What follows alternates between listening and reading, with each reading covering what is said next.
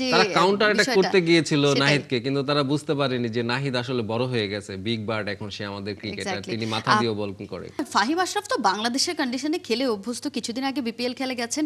টি-20তে তিনি বাংলাদেশের কন্ডিশনের সঙ্গে একেবারেই পরিচিত। ওয়ানডেতে যদিও তাদের আসলে বাংলাদেশ একেবারে ওই খাবি খাই দশা করে ছেড়েছে, কিন্তু আজকে এই ম্যাচটাতে আসলে ফাহিম আশরাফ তো নিশ্চয়ই, ফাহিম আশরাফকে আটকানো একটু কষ্ট হবে।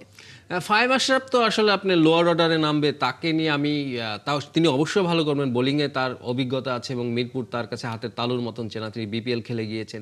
তবে আমার মনে হয় এই ম্যাচটিতে পাকিস্তান দুইটা ব্যাটারের উপরে খুব বড়, তাদের উপর ইনিংসটা বিল্ড আপ করাটা নির্ভর করছে, রিজওয়ান এবং আপনার সালমান আগা। এক্স্যাক্টলি। এই দুইজন যদি আপনি দাঁড়িয়ে যায় কিংবা এই দুইজন যদি দাঁড়াতে না পারে, তাহলে পাকিস্তানের জন্য আসলে অনেক চ্যালেঞ্জ পুরো হয়ে লাইন যাবে, আপটাই ভেঙে যাবে। ভেঙে যাবে। কারণ তাদের, আমি যেটা বললাম যে টপ 3 কিন্তু তাদের একদম নৌপুতুন একদম একটা জুটি ক্রিকেটার আসছে, সব মিলে তাদের ওই মিডল ওভারটা তাদের টিকে থাকার একটা চ্যালেঞ্জ ইনফ্যাক্ট থাকবে। গত ম্যাচে আমরা যেটা দেখেছি, শামিল হোসেন, মাজাজ সাদাকাত, মাসাক্কা।